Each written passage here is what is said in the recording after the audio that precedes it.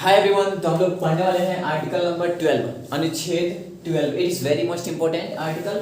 क्या है? The state is defined under this article all central government and employees of parliament and state government and legislature or local employees are included in the state. Means इसके अंतर्गत राज्य को परिभाषित किया गया है। मतलब इसके अंतर्गत किसको परिभाषित किया गया है? राज्य को डिफाइन किया गया है, स्टेट डिफाइन किया गया है। राज्य के अंतर्गत समस्त केंद्रीय कर्मचारी, राज्य में जितने भी केंद्रीय कर्मचारी हैं तथा विधानमंडल है एवं स्थानीय कर्मचारियों को शामिल किया जाता है। ठीक, इन सब के बारे में इसमें क्या डिस्कस किया जाता है, डिफाइंड किया गया है। ठीक है, ये आर्टिकल नंबर 12 है। मतलब the state is defined under this article, मतलब इसके अंतर्गत स्टेट के बारे में मतलब राज्य को परिभाषित किया गया है। ठीक है, ये आर्टिकल 12 बताता है। It is very most important. और राज्य के अंदर जितने भी गवर्नमेंट एम्प्लॉयज हैं, जितने भी तुम्हारे गवर्नमेंट एम्प्लॉयज हैं, फिर पार्लियामेंट के सब एम्प्लॉयज हैं, ये सब के सब इसके अंदर इंक्लूड किए गए हैं। ठीक है,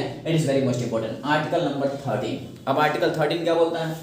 अनुच्छेद नंबर 13। ठीक, ये बोल रहा है if the parliament defined as law irrelevant to the fundamental rights, the court can announce it illegitimate। Means यदि संसद कोई ऐसे कानून का निर्माण करती है जो मौलिक अधिकारों से असंगत हो तो न्यायालय उसे अवैध घोषित कर सकता है। मीन्स कि अगर संसद कोई ऐसा कानून बनाती है जो सही नहीं है, ठीक है, हमारे नागरिकों के लिए जो सही नहीं है, ठीक, तो उसे न्यायालय अवैध घोषित कर सकता है।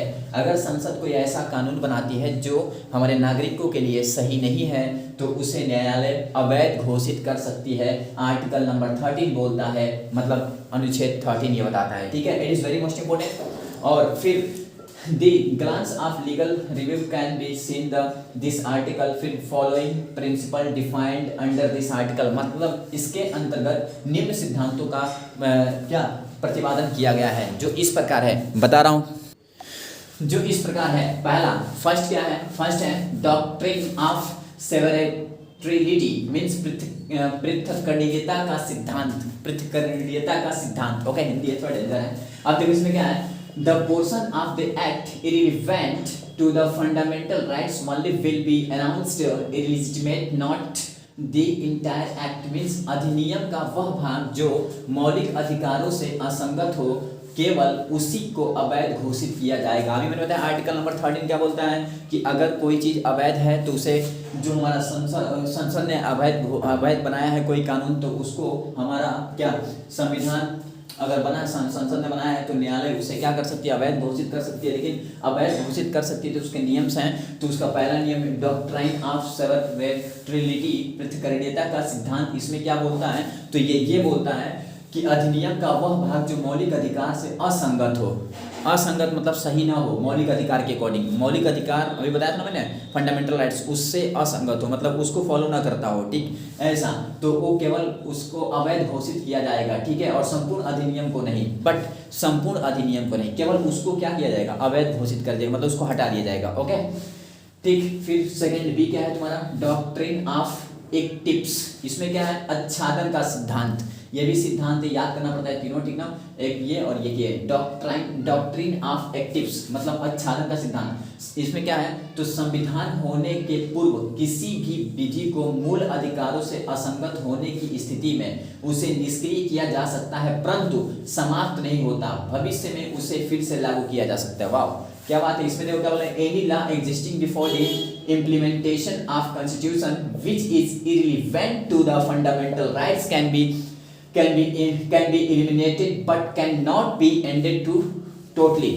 ठीक है, मीन्स इसमें ये बोला है कि संविधान होने के पूर्व किसी भी विधि को मूल अधिकारों से असंगत होने की स्थिति में, कोई मूल अधिकार है वो असंगत है, मतलब वो गलत साबित हो रहा है, ठीक है, तो उसको निष्क्रिय किया जा सकता है, बट उसे कंप्लीटली हटाया नहीं जा सकता। ठीक है, इट इज इंपॉर्टेंट, ये भी सही है।